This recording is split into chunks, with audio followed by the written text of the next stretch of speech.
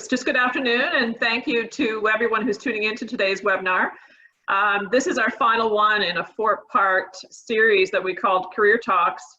It was created to support our current students and new and recent graduates. And certainly we know how challenging these past few months have been for everyone, and the uncertainty of what lies ahead is a bit daunting. So the Associated Alumni are obviously very committed to facilitating more of these educational opportunities for you as you navigate your path beyond UNB.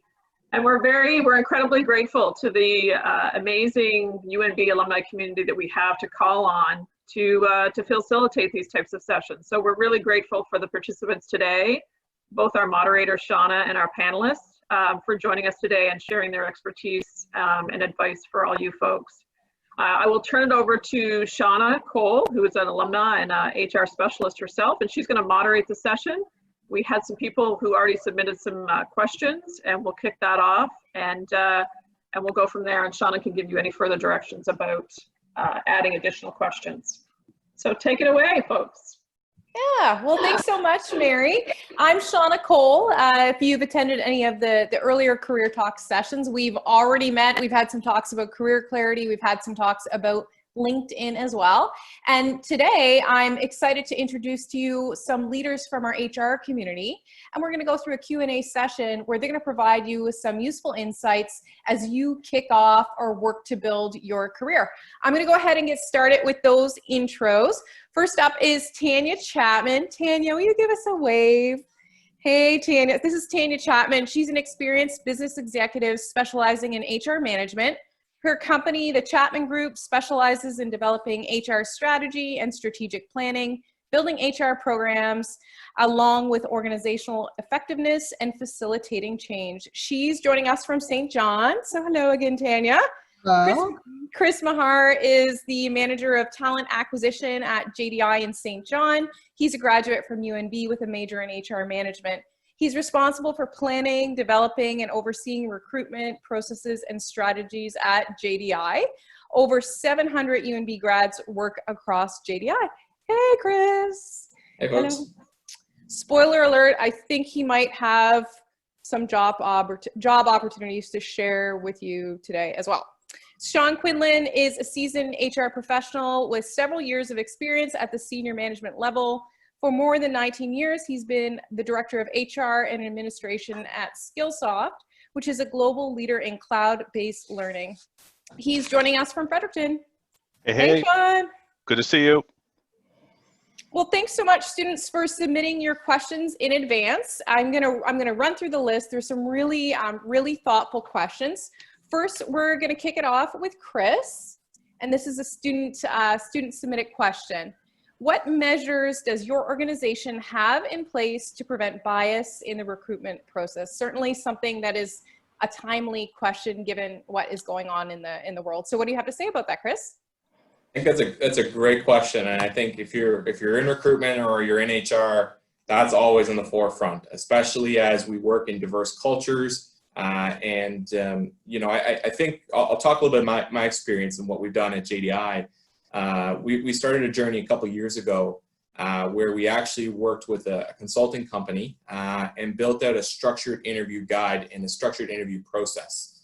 Before that, you know, we typically would just interview folks, ask whatever questions we want, and then ultimately make a decision based on gut feel. And as we go through that process, you know, really one thing that you don't have is that structure. You don't have that validity, and you don't really have those numbers to prove behind it all. So one thing that we did is we actually built out a guide that is based on JDI's cultures, its values, its leadership behaviors that it's looking for in its individuals, and then use some generally widely accepted HR principles. One of them being the 4 E's. So about, you know, energy or energizing others, being able to have an edge, executing. And so we used some different HR principles in conjunction to what we were looking for to fit our culture and the values. And what we did is we actually created a question bank for 4 different types of values that we're assessing on. And managers could then pick and choose which question they wanted to use from the bank. Managers would take turns in asking which questions. Those questions would be the standard across all of those those candidates for that same role. So everybody would get the same type of question and would be assessed the same way at the end of the day as well. And one piece that we also introduced through all of this was the debrief meeting, which is where we actually went in and individually, each person would score how that person did on that question. And then they would then discuss how you did on that question in comparison to your peers who might have scored that individual as well. And that way we can hold each other accountable, first off, to any biases that we may have. You know, if I was interviewing a candidate and I thought they were a 5 out of 5 and somebody else said it was a 1 out of 5, well, why do you think that? And that way you can have that open conversation to challenge why you're scoring that person the way they did.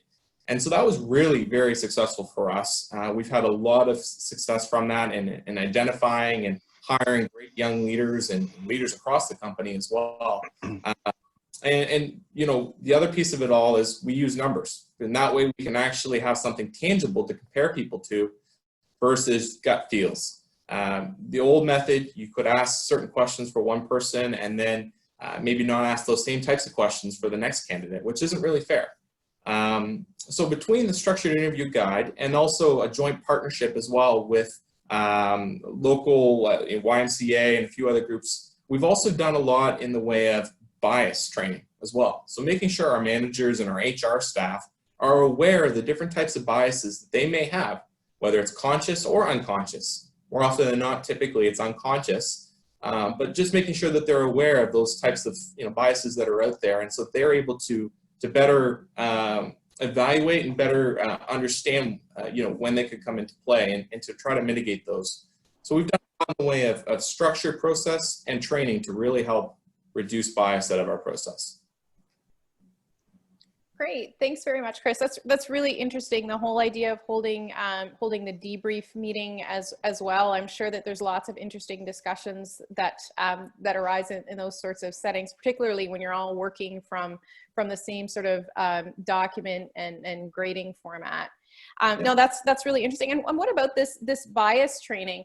Can you give us sort of high level, like what sort of improvements have you seen sort of pre and post the bias training that your managers and HR leaders participate in? Yeah, I think there's a couple good examples. I think so I'll give you an example. So at JD Irving we get about 150,000 applications a year, and so that compounds every year. So we have over 500,000 applications in our database in the course of the last 3 years. And because of that too, we also get a large amount of applications that are from folks from different ethnicities or different cultures or international candidates, for example.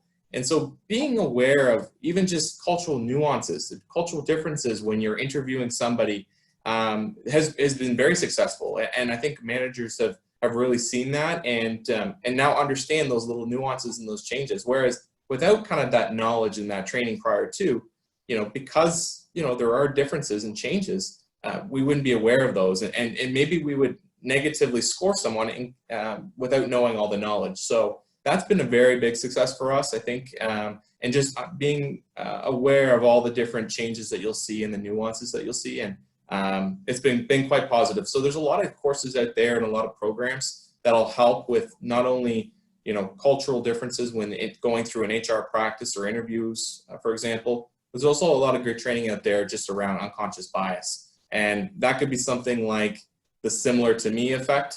So managers typically wanting to hire someone who's just like themselves, like a mini me. And so making sure that they're aware of those different biases and understanding how they can have negative repercussions on the workforce and also your hiring process in the end.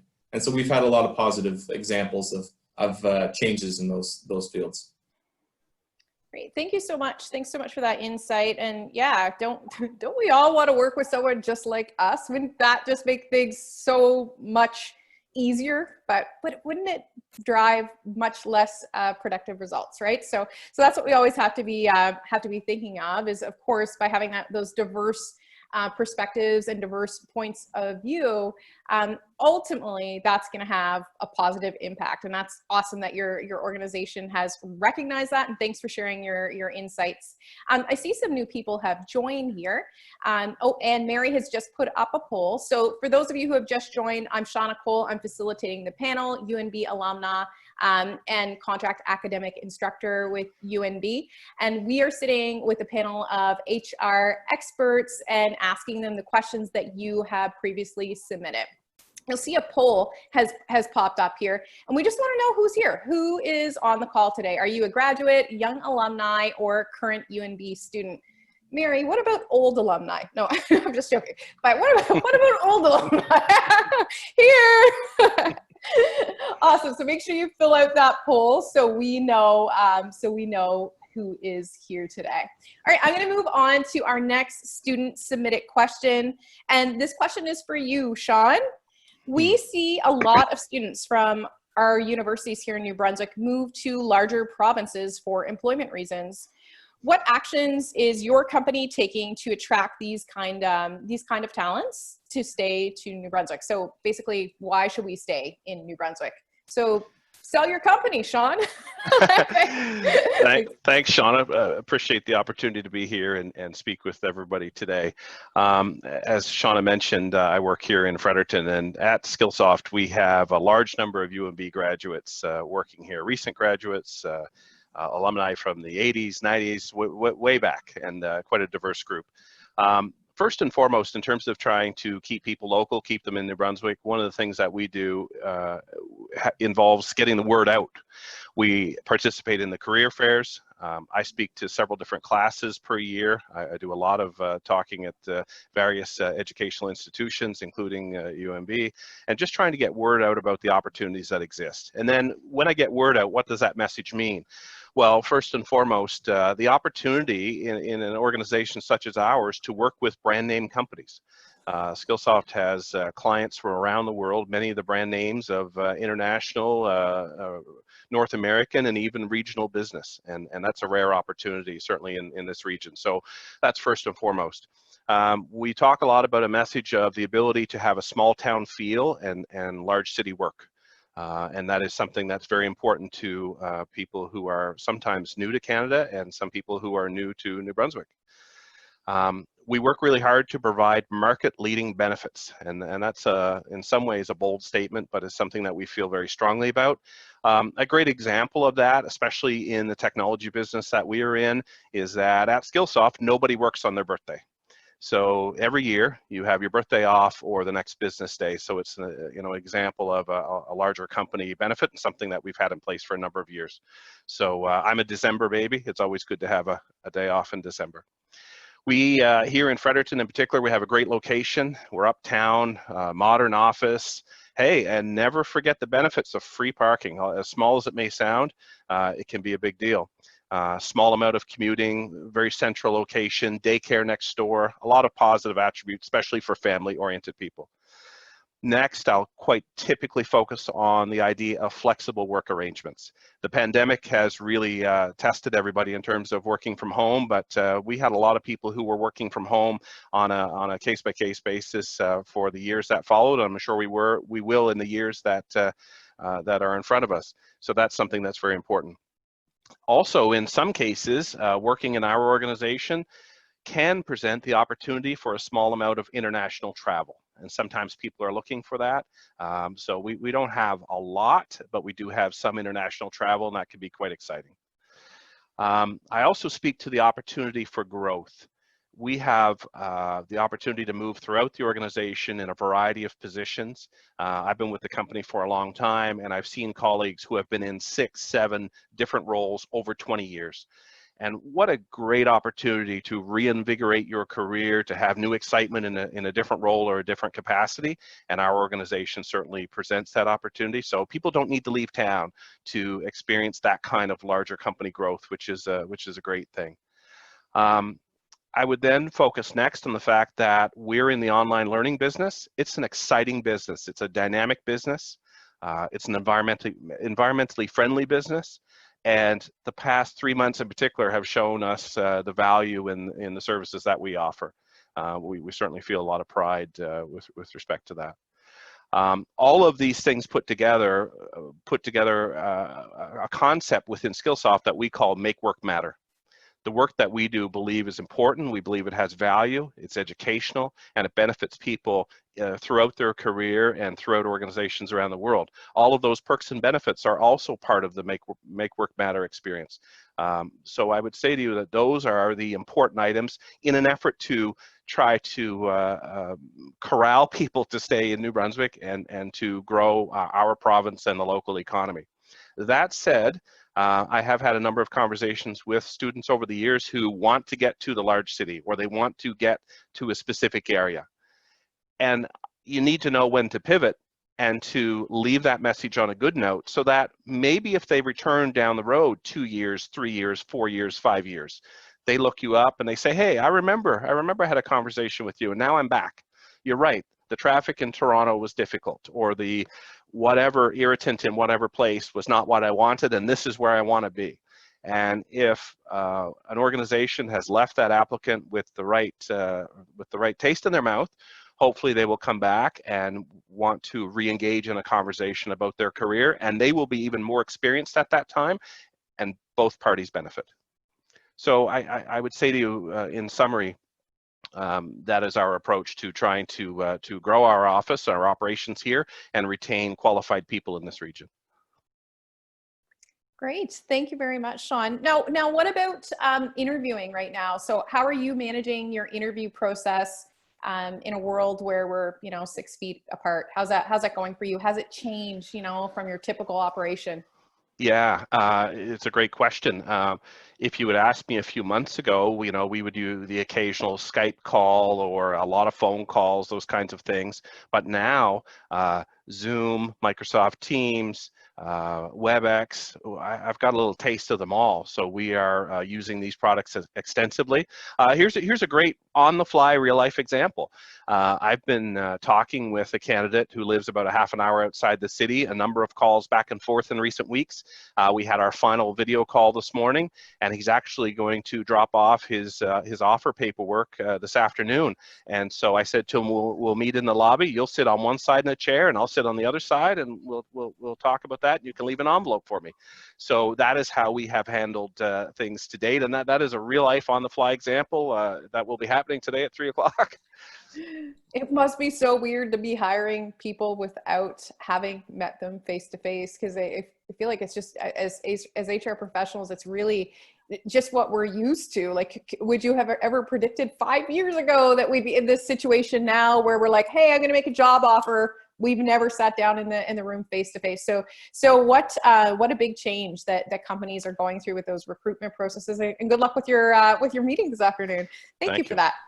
So I wanted to say that we see your questions coming up in the chat. Thank you very much for that. So I see in the Q&A and the message to the panelists as well. We're going to continue to work through the pre-submission questions and see where we end with that. And from there, we'll start to address the additional questions also. But we see what you're sending in. Okay. So next up, I'm going to ask Tanya, as a new grad, if I was looking to transition into the field of HR, what key advice would you give to me? Yeah, well, it's interesting because I actually don't have an HR background originally.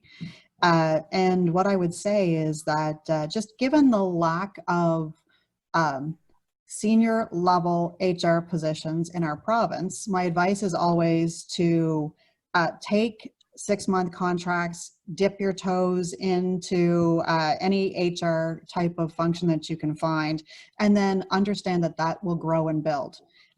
Because those 6-month contracts, they allow you to check out the organization, and they allow the organization to really see your own capability and capacity within the field of HR. Just given where we are with the employment situation, I do think that if you aren't able to specifically get into an HR field, getting into a field or a job that will help increase business generally. I always think about myself as a business person who happens to specialize in the field of people, not a professional who happens to dabble in business. And when you kind of reposition how you think about that, building anything, any kind of resume that creates that strong business acumen, understanding financials, understanding. I'm just gonna jump in for 1 sec, okay? Hey, Shawn and Chris, is Tanya breaking out a little bit for you? Just give me a thumbs up if she is breaking out. Yeah, cool. So you're just breaking out a little bit there, Tanya. Okay. I'm gonna try it again.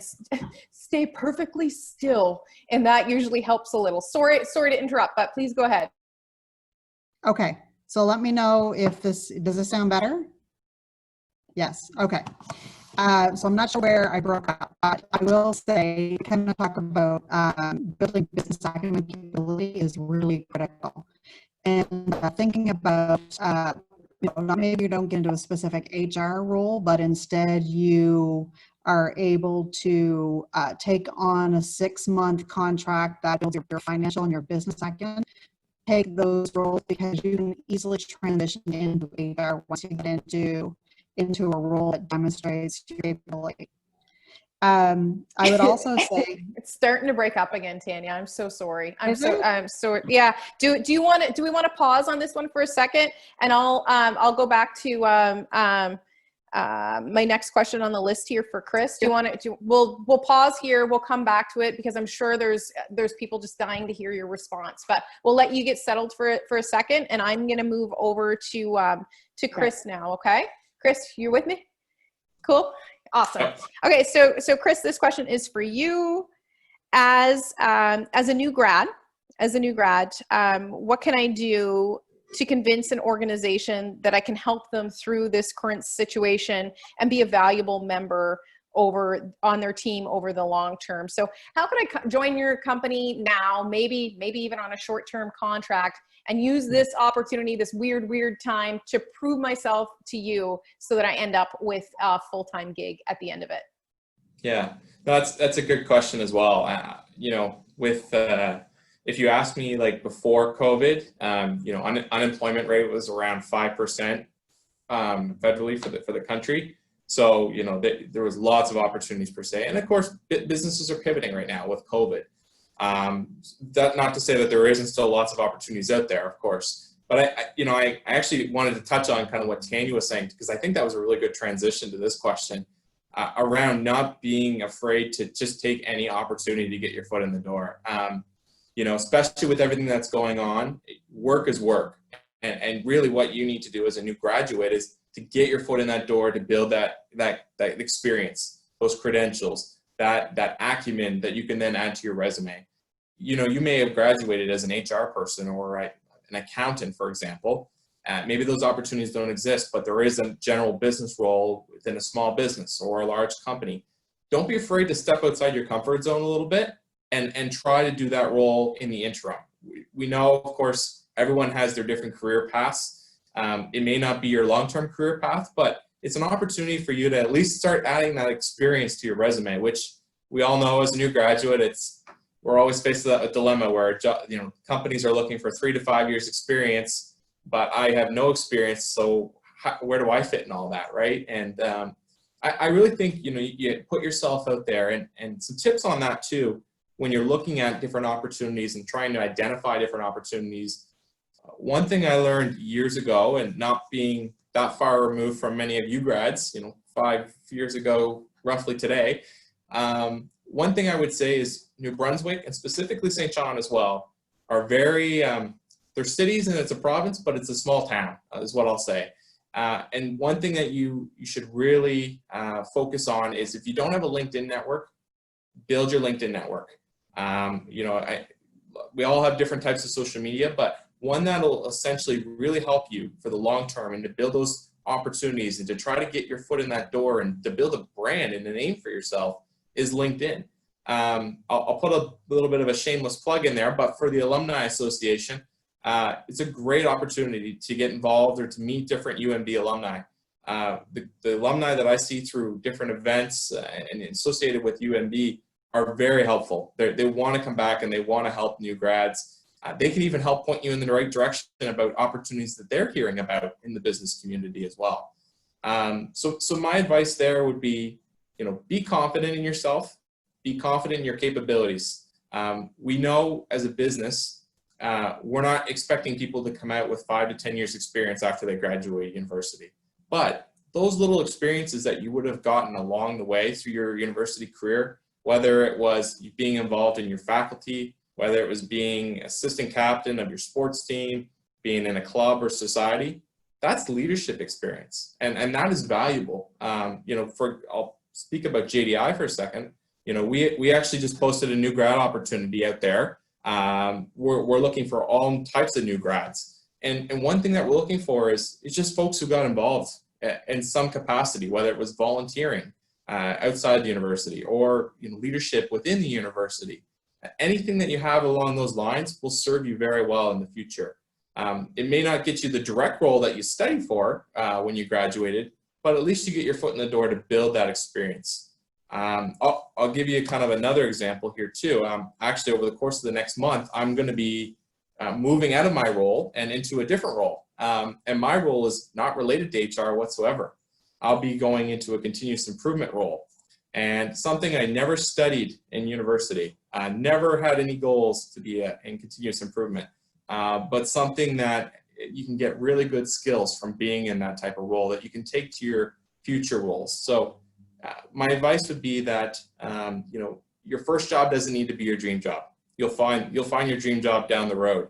Your job right now is to try to find some opportunities that'll get you some good skills and some good exposure and experience that you can take forward down the road.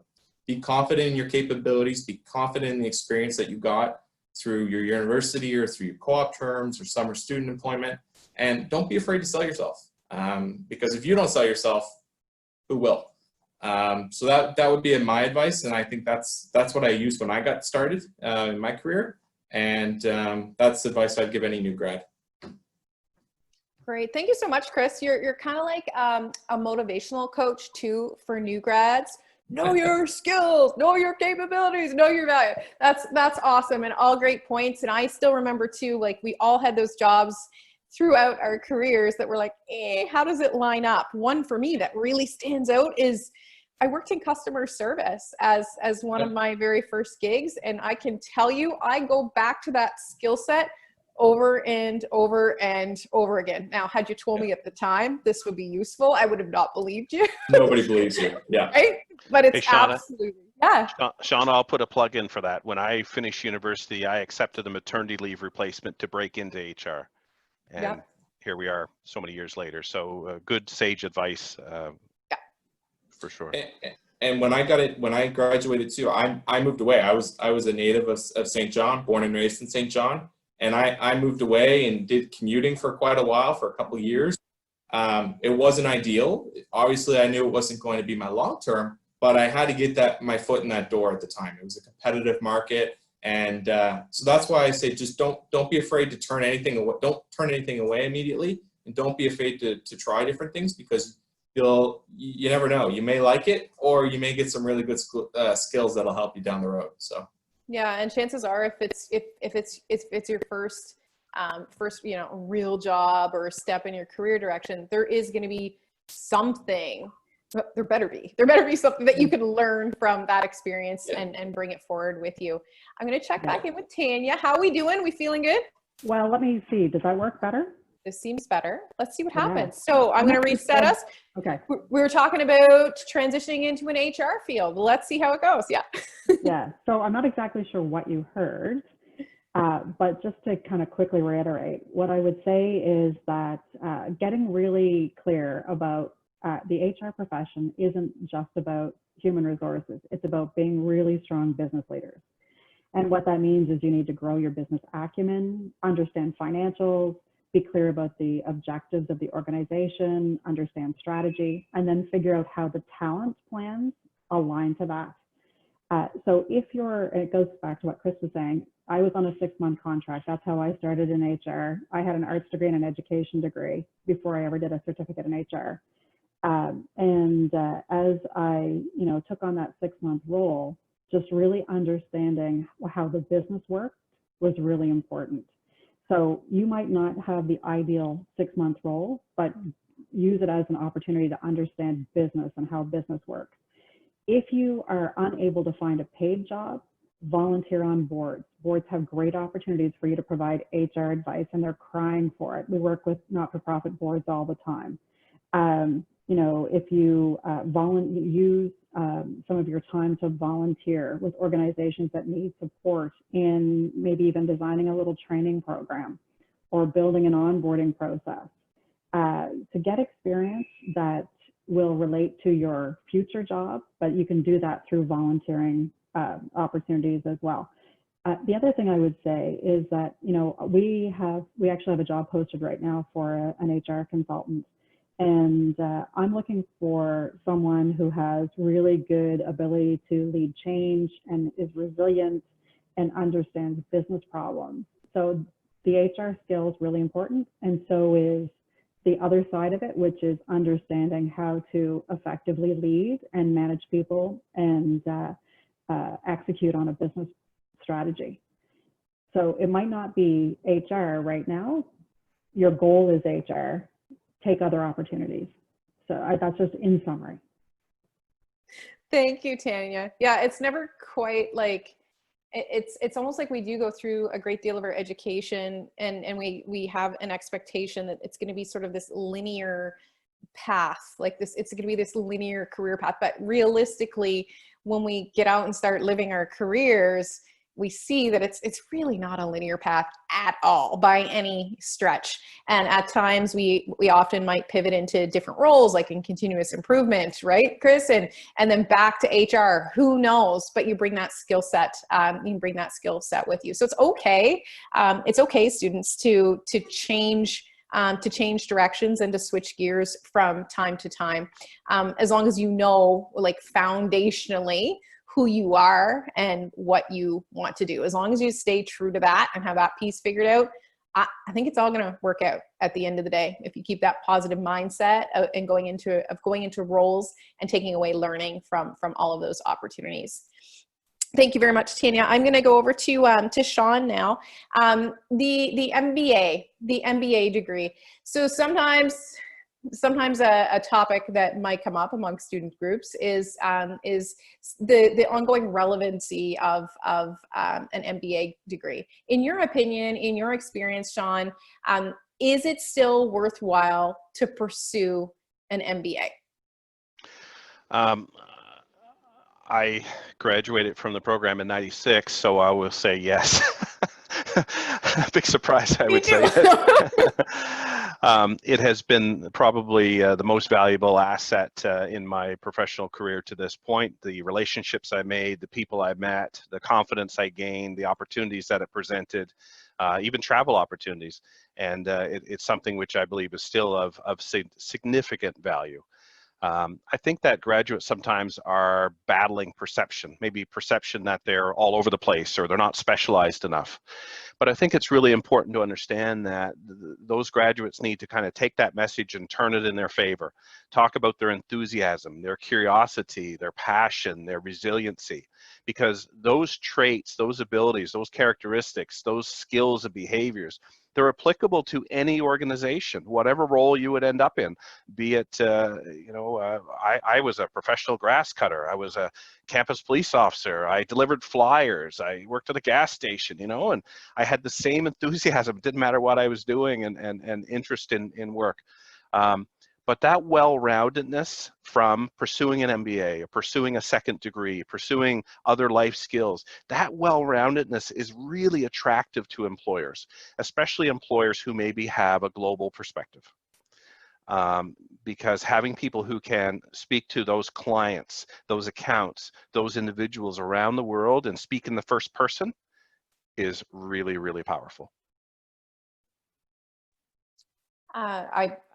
I did an MBA too, and my perspective on that was it actually has opened up so much opportunity for me as well. So I was at a point where I was looking for work, able to secure a job at a contract job at a large consultancy, and one of the first things that they look for to hold these senior HR roles is post-secondary, graduate degree after post-secondary. So it opened up that opportunity for me, as well as opportunities to come and work with the university. Anyone else want to weigh in on the value of the MBA degree? We value it, I think, pretty unanimously. Yeah. Right on. Yeah, I would say that it doesn't matter where you are in your career, an MBA is very valuable. Shauna was in the MBA program. I was the executive sponsor of creating an in-house MBA program in partnership with UNB St. John. And since I told everybody they should take the MBA program, I had to put my money where my mouth was and also take the MBA program at the same time. But what I will say is that as a business owner, so I've been 8 years, this is my 8th year running a business. And as a business owner, you cannot beat the skill and capability that you receive in an MBA program, because it rounds out all your flat sides related to business. I thought I knew a lot about business, before I took my MBA, but it creates that stronger base for you to that will act as a springboard for all kinds of different career options. Can I add something to that? I was thinking about this in advance of our chat today, and it's really important for students, if they're considering an opportunity and they're going to go through the time, the effort, the expense of pursuing an MBA, to think about the class size, to think about the electives offered, to think about the potential for a co-op or other type of learning opportunity within that program, and also to think about the cost of it, because you do not want to be burdened by cost to the point when you graduate that you have to make a career decision purely because you have bills to pay. When you keep your debt low, you keep your costs reasonable, and this is my shameless plug for people continuing their education in Canada. Canadian degrees are sought after around the world, and we have so many great schools, but most importantly, the University of New Brunswick. Thank you so much. I know, Chris, you mentioned earlier that that there were some opportunities with JDI right now, particularly for new graduates. Where could someone go to learn more about those opportunities? Yeah, thank you. I'll put my plug in right now, but the careers.jd Irving page. So you can just go into Google, type in JDI careers, and it'll take you actually to our careers page. Over the course of, I think actually tomorrow, you're going to see on Facebook, Instagram, and LinkedIn, we're going to be doing a big, large social media campaign revolving around this one job posting that we have. And what we're doing is we're collecting resumes to funnel them out to our businesses, because right now, actually, and a lot of our opportunities are in Halifax, Fredericton, Moncton, and St. John, which are all those big hubs for probably most of you on the call. And we are looking for new grads. Of course, our business has changed a little bit, like every business has during COVID, but for us, it's still peak hiring season. We're in the summertime where there's a lot of hiring. So no matter what kind of field you're in too. In the job posting, we've talked about anyone graduating from forestry. So I know with the UNB Fredericton folks, engineers, all types of engineers, business folks, whether HR, accounting, supply chain, any kind of finance, opportunities there for you as well. So there's a lot of different opportunities, and that's the nice thing about JDI too, is we just have so many different types of businesses and so many different types of opportunities. Every day I'm learning about a new job that exists in this company. And so we have lots of different types of opportunities. So check out the job posting, and if you are really considering, staying in one of those 4 areas, we definitely have lots of opportunities and businesses that are looking for new grads right now. And for me especially, it's always nice to go back and try to help UNB grads. Going back to what I mentioned earlier about UNB alumni, we all really want to go back and help those folks. So we're hoping to hire a few or more eager young UNB grads. Great, thank you so much. Hey Tanya, I just want to ask you. I know we're pressed for time, and I just want to make sure I get this question to you. So as a business owner and as an HR consultant, I understand you touch like many different types of businesses. So you probably have a pretty broad view of kind of like what's up in the world right now when it comes to recruitment. Mm-hmm. Do you have any predictions for us of what, say, post-pandemic, post-COVID, things go back to like normal, whatever normal is? What do you think recruitment's going to look like after this this whole situation starts to trickle away, hopefully? Well, I actually think Shawn talked a little bit about what his company is doing now, and I think you're going to see more of that. We've actually hired 2 CFOs and a COO, a chief financial officer and a chief operating officer through Zoom. But it's a little bit unusual. I think you're going to see more of it though. And I think what's going to happen is that the barriers around where you live are going to break down even further. So it's going to look, I think, more virtual. I think you'll still have in-person meetings in a socially distanced way, as Shawn is doing. But I think people are going to need to be really comfortable with how they create that online presence, whether it is live through Zoom or through LinkedIn and other social media avenues. But I think the recruitment fields are opening up. And I have one client as an example who needs 3 people right now. And they basically said, we used to say the territory was Moncton, but we have no territorial boundaries because our business has gone online. And so once you have that online business shift, it makes us think differently about recruiting talent. So if you're going after a job that is in Toronto and you want to stay here, my advice is negotiate for that, because you may actually be able to stay here and work in Toronto. Yeah, that's exciting. Like that, I do think that there's this whole new shift to new opportunities as well, and this whole idea of location independence. So students, definitely something to look out for. So like Tanya said, it's like, what if that job is located in Toronto? You might have the opportunity to perform that function here. So there's probably no harm in asking, right? There's probably no harm in asking. The worst case scenario is that it's not viable for that company at that time. So once we start to take away these boundaries of locations, there's so much opportunity that opens up to you as students and to job seekers globally, really. So thank you for sharing that perspective. Chris, Shauna, yeah. I was just going to say that is kind of reflected in the modern resume. You know, for anybody who looks at a lot of resumes, 10 years ago, everybody had their full home address and their phone number and whatever. And now 50% of resumes arrive with their name and an email address, or their name and a phone number. Mm-hmm. So it almost speaks of location independence, you know? Yeah, 100%. I would also say the exciting part about it is for places like New Brunswick is that it will, I think, have an impact on more rural areas. So before, when we had to go to urban centers in order to find employment, it could have an increase in our socioeconomic conditions across the province in those smaller rural communities that will allow us to be connected through work, but stay in our smaller communities. 6 feet away too, right? And stay 6 feet away, right? So a lot of new opportunities potentially for folks that have lived rurally as well. I'm gonna ask this question to the panel, and whoever wants to answer, please feel free to chime in. This is a question that we've just received live, and it's about a student who she's got a passion for HR. She loves HR. She loves the type of work, but limited experience.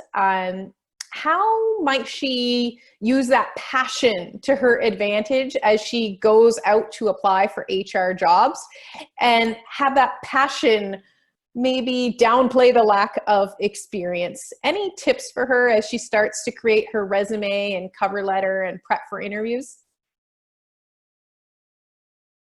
I think knowing one's brand is very important, and the brand, I think, as you've probably touched upon in earlier sessions, is an appropriate LinkedIn page. The appropriate language, the appropriate reference to what you're interested in and what things interest you and excite you. Having the link to that LinkedIn page on a resume, having the customized cover letter for each role, outlining the fact that what you might not have an experience, you can commit to that employer, you will more than make up for an enthusiasm, and appropriate enthusiasm. I think that's a really, really powerful message. Especially in times where we need people who have passion, enthusiasm, guts, because trying to get a job in a COVID time, trying to work virtually, those are all testing skills, and can you grow and adapt? And I think people are learning very quickly to grow and adapt. It's kind of cool to see. I also just think connecting the dots. So if you were a camp counselor, you were dealing with HR issues. If you were, customer service at Starbucks, you were dealing with HR issues. So taking a few minutes to reflect on what you've learned with respect to human interaction and adding that to your cover letter is really important as well, because employers are looking for people who can connect dots. For sure. One really easy way to do that, students, is to literally take that that job posting and see on the job posting where they say qualifications, and if one of the qualification says, experience resolving conflict, you worked at Starbucks and did customer service. So how might you give an example of how you resolve the conflict at Starbucks, match that up to the employer requirement, and then your dot is like quite literally connected from the employer perspective. Don't make them do the work to figure out how you meet that. Yeah. And I'll add one other quick point, just very quick point, but I want to reiterate back to what Tanya said earlier, just too, is so if you really have that passion for HR, look for ways to also apply it. So whether it's on a board or, it's with the CPHR, with even just getting your student membership and being involved in some of the committees or the webinars or those types of things. And then show that on your resume too. Because I think it's one thing to say you have it too, but trying to show how you've had the chance to apply it, whether it's with your work experience or with the associations or the committees or those types of things, I think will really reiterate the fact that you did have a passion in HR. And it's also good to see that you had that kind of initiative to go out and to apply it as well. Yeah, when I was a student, I worked for Student Campus Police, and then I became supervisor of Student Campus Police. So as a result of that, I was doing interviews. Well, then when I graduated from university and I was out looking for a job, I spoke about my HR experience. Where was your HR experience? Well, I did interviews for Student Campus Police. Yep. Yeah, absolutely. Connecting the dots. Well said, Tanya. Thank you so much. Well, we are getting close to time. I'm going to do a quick recap. First of all, thanks so much to the panel. I'm going to do a close up and then hand it over to Mary for sort of final thoughts here. So I think we've heard a few key things today. One big thing we've heard is that recruitment is changing. Companies like JDI and others are working to actively eliminate bias in their processes to ensure more fair, inclusive workplaces. We're hearing that recruitment is changing in that you could potentially get a new job without ever meeting the employer face-to-face. So work on your interview skills online. There will be new opportunities post-COVID, and maybe those are online for you. Maybe you're working for a company in Toronto online.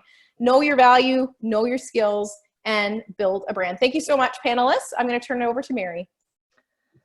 Thank you. What a great discussion. You guys had some amazing advice for our people that were tuning in today. And it was really pretty much a split, probably the majority of young alumni, but certainly a split between current students and recent grads of the class of 2020. So you had some amazing advice for them. So thank you. Thank you to Tanya, to Chris, to Shawn for sharing your knowledge, sharing your experiences with with our audience today. It was recorded, so for the students who maybe were late getting on or want to take another listen, maybe you missed a bit of a tidbit, these will be posted. So we'll send some follow-up messages to those who registered and attended or those who couldn't make it today as well. So those will be available on our website. For those that tuned in, just to give you an FYI that we do have a 10,000 copies platform at UNB, which is an online tool that matches students, young alumni with more seasoned alumni. Maybe there's somebody who works in a particular field like HR that you want to connect with. So you can go, if you Google it, you can go onto the platform and sign in and get connected to a UNB graduate. That might help to maybe assist you with your long-term plan. So check that out. It only takes one, right? It just takes one. It just takes one. And to Chris, I thank Chris for the shout out or the plug. but you are part of a network. Whether you're a student or a young alumni, you are part of a network of 90,000 UNB grads worldwide. So take advantage of that network, connect with people online, connect with these people who are on this call right now, and you never know what might happen. You never know what might happen. So Shawn, there is a question for you, and I'm going to forward that question directly to you that's online. We couldn't have time to answer, but I'll connect that person to you directly. Thank you. So thank you for all. I mean, I thank you alumni for participating. I really appreciate, you know, it's amazing how grateful we are when we ask you to join us to help students, help young alumni, and you're always so willing to do so. Shauna, thank you for moderating and keeping it all, you know, within our time limit. It was incredible. So thank you to those who tuned in again. If you have any other input of things that you might want to hear from us, because we will continue probably to do these series come fall. This will probably be our last one for the summer. But if you are interested in hearing more things, more panel discussions, other topics that you might be interested in hearing about from alumni, feel free to share those with us. You can send me an email at mary.duffley. You've got my email address. We'd love to hear from you. So again, thank you. Enjoy this beautiful day. And to the graduates, all the best, recent alumni, current students. Listen, enjoy the summer, and it'll all work out. We'll all get through this, as they say, together. Thanks, guys. Thank you. Have a great day. Thank you so much. Take care, guys.